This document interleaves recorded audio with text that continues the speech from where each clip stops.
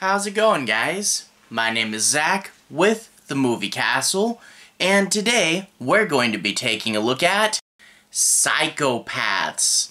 This is from 2017, directed by Mickey Keating, and stars Ashley Bell, James Landry Hebert, and Mark Karsen.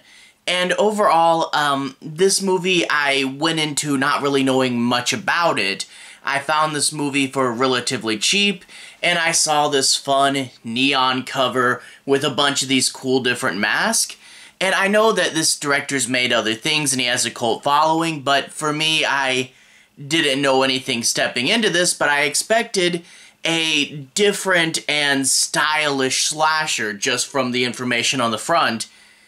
And oh boy, is it a very different and very stylish slasher. If you guys are in the art house crowd, if you enjoy movies with thick mood and atmosphere, there is a lot to like in here as far as the vibe goes, as well as some good acting and some good shot choices.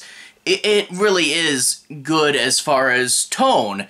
That being said, this movie is definitely not going to be for everybody, because it is particularly weak in the narrative.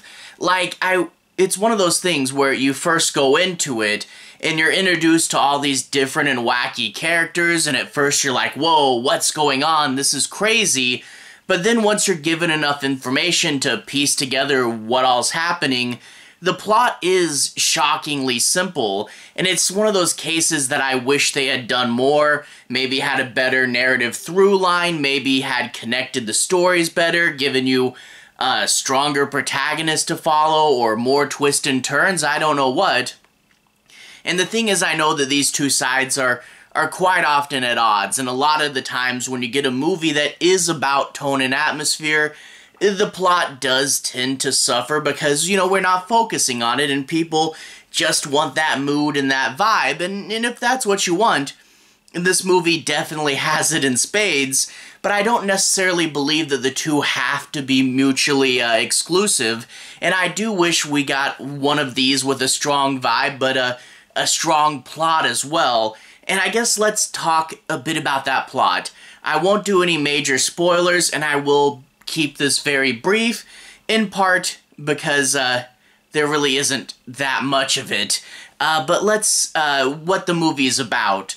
Basically, you get this criminal who is going to be electrocuted for his crimes, and before he dies, he gives this big speech on the nature of evil, and he says, I believe what he's going for is that destroying him won't destroy the evil, and that by killing him, you'll release the evil and wreak havoc in the surrounding city during the night of his death. And that leads us to the three stories, because this is kind of an anthology film. It'll jump between these stories. You get one guy who is on the front, not just this guy, but he's also this guy as well, but with a different mask on, so he's on the front twice. But he is a killer with a fun backstory as to why he wears his mask, and he receives a special assignment by a stranger on the telephone, which will lead to him going on this mission. Then we get another killer, this thin guy with a big evil villain mustache, and he's a strangler. And after one successful job, he attempts to pick up another victim, but surprise, surprise, the potential victim is also a killer, and the two are going to clash. Fun twist there. But then you get the third one. A gambler and his wife are arguing. However, nearby, a bus for an insane asylum goes off the road, and a killer is headed their way.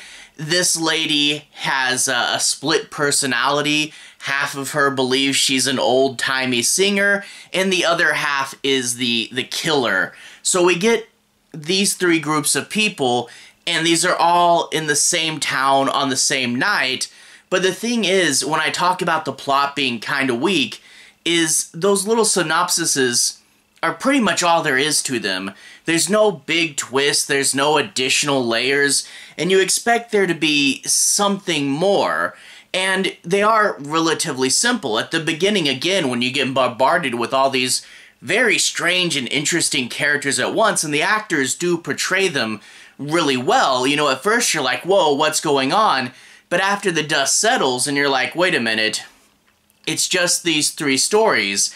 And also it's supposed to be like his evil went out into the world, but it's like these three people were pretty much already down these paths anyway. I mean, a lot of them, if not all the killers in here, seem to be killing before this started, so I don't really know if it really validates its own concept there. And then they don't really interact with each other too much. I mean, two of the houses are like next door to each other, and there is a cop that goes from one story to another, and you know, there is some connection, but it's not like Trick or Treat or anything, you know? I wish these were more interwoven together, especially because we do have really interesting characters. It'd be fun to play off them, and that might spin their stories in different directions if they clashed more. But it really is just those three things that I said, and they're not played out in any super crazy, super twisty, deep and layered way. They really are just kind of there doing their thing and vibing. But as I said, boy do they vibe. Why, the plot is on the weaker side.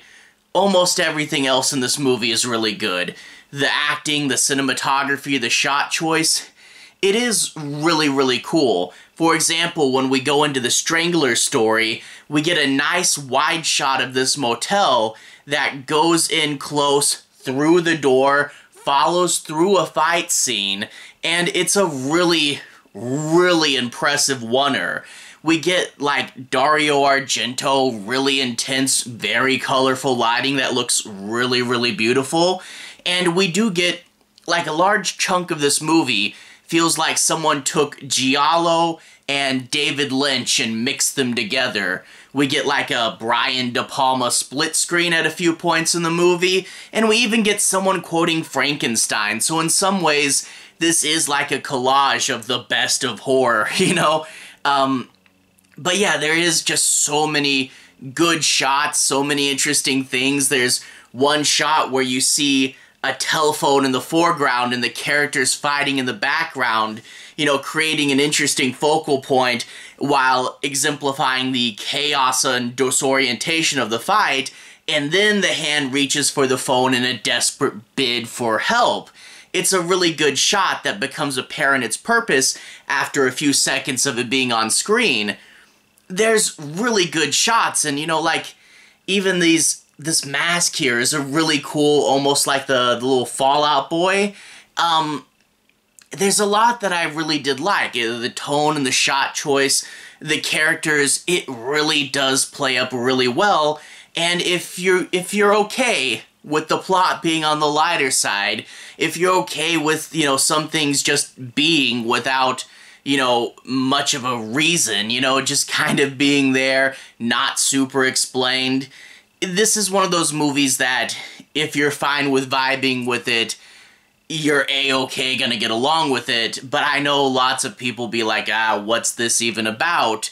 So yeah, I'd recommend it, like, strongly to the right crowd, because I know some people are absolutely going to love this. I just wish it had been a little better in the script, you know?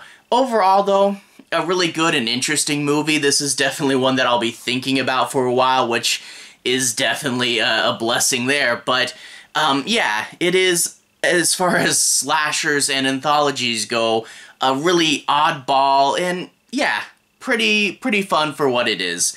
Anyway, to everyone who's watched so far, thank you for watching. To everyone who's liked and subscribed, thank you. You really are helping the channel out. I'll leave a relevant playlist on the bottom. How about my anthology playlist, where you can see me talk about other anthology films like Trick or Treat or Trilogy of Terror. Anyway, have a good day. I'll see you guys again very, very soon. Relevant playlist on the bottom.